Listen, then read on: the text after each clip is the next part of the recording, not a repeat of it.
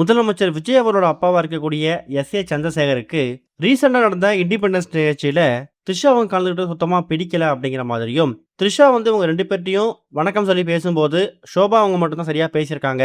SA. Chandrasekhar சரியா பேசாம முகத்த திருப்பிக்கிட்டாரு அப்படிங்கிற மாதிரி ஒரு சில வீடியோ சோஷியல் மீடியா முழுக்க சர்க்குலேட் ஆயிட்டு இருக்கு. இப்ப அதுக்கு அவங்க தரப்புல என்ன மாதிரி விளக்கம் கொடுக்கப்பட்டிருக்கு அப்படிங்கிற விவரத்தை தான் இந்த வீடியோல பார்க்க போறோம். முதலமைச்சர் விஜய் அவர்கள் கலந்துக்கிட்ட அந்த இண்டிபெண்டன்ஸ் டே நிகழ்ச்சியில பல பேர் கலந்துக்கிட்டாங்க. பல அரசு அதிகாரிகள், பொதுமக்கள்லாம் கலந்துக்கிட்டாங்க. இன்னொரு பக்கம் விஜயோட ஃப்ரெண்ட்ஸ், விஜயோட ஃபேமிலி இவங்க எல்லாமே கலந்துக்கிட்ட சாதாரண விஷயமா தான் இருந்துச்சு.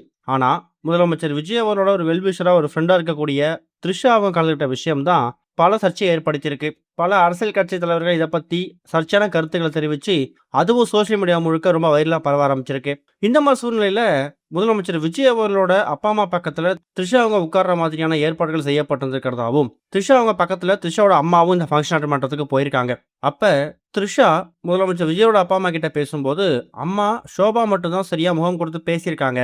அப்பா எஸ்.ஏ. சந்திரசேகர் சரியா பேசல, சரியா ரெஸ்பான்ஸ் கொடுக்கல அப்படிங்கிற மாதிரி ஒரு சில வீடியோஸ் நம்ம பார்த்திருப்போம். அத பார்த்துட்டு நெறைய பேரு இந்த ஒரு இடத்துக்கு, அதுவும் இவ்ளோ கோடி மக்கள் பார்க்கக்கூடிய ஒரு ஷோல, ஒரு சுதந்திர தின விழாவுல, அதுவும் ஒரு முதலமைச்சர் அவர் இருக்கக்கூடிய அந்த இடத்துல இது மாரி அங்க வர்றது வந்து சரியா? இது வந்து அவங்களுக்கு பிடிக்கல. எஸ்.ஏ. சந்திரசேகருக்கு பிடிக்கல அப்படிங்கிற மாதிரியும், அதனால தான் த்ரிஷா கிட்ட சரியா பேசாம அவங்க ரெஸ்பான்ஸ் குடுக்காம திரும்பிக்கிட்டாரு அப்படிங்கிற மாதிரியும் ஒரு சில நியூஸ் சர்க்குலேட் ஆச்சு. அதுக்கு அவர் தரப்புல இப்ப என்ன பதில் குடுத்திருக்காங்க அப்படின்னா, எந்த ஷோவுக்கு யார் வேணா வரலாம், யார் வேணாலும் கலந்துக்கலாம். இது வந்து பொதுமக்கள் கலந்துக்கூடிய ஒரு ஷோ. அதுவும் தமிழ்நாட்டோட முதலமைச்சர் இண்டிபெண்டன்ஸ் டே அன்னைக்கு கொடியேத்துறாருன்னா, அத பார்க்கறதுக்கு எல்லாருக்கும் உரிமையும் உண்டு. அது கடமையும் கூட. அதனால யார் வேணா வந்தா எங்களுக்கு அத பத்தி பிரச்சனை இல்ல அப்படிங்கிற மாரி சொல்லியிருக்காரு. இன்னொரு பக்கம் பெர்சனலா த்ரிஷா அவங்களுக்கு அவர் தரப்புல இருந்து கால் பண்ணி, என்னதான் இது மாரி விஷயங்கள் போனாலும், நெறைய விஷயங்கள் சர்ச்சைய ஏற்படுத்தினாலும், இப்ப சங்கீதா மறுபடியும் டிவோர்ஸ வாபஸ் வாங்கியிருக்காங்க.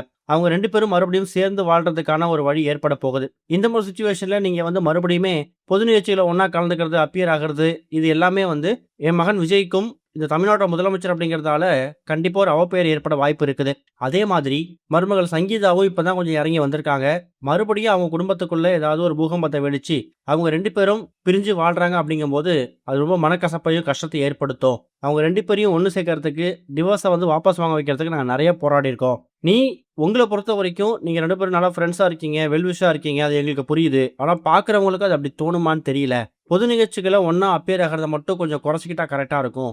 அதுக்கும் இடம், பொருள் இருக்கு. அதுக்கேத்த மாதிரி நீ நடந்துக்கோ அப்படிங்கிற மாதிரி தான் த்ரிஷா அவங்களுக்கு கால் பண்ணி எஸ்.ஏ. சந்திரசேகர் அவர்கள் அவர் தரப்புல சில விஷயங்கள அட்வைஸாவும், ஒரு ரெக்வெஸ்ட்டாவும் முன் வச்சிருக்காராம். இதுக்கு அவங்க தரப்புல என்ன பதில் வருது அப்படிங்கிறத வெயிட் பண்ணி பார்க்கலாம்.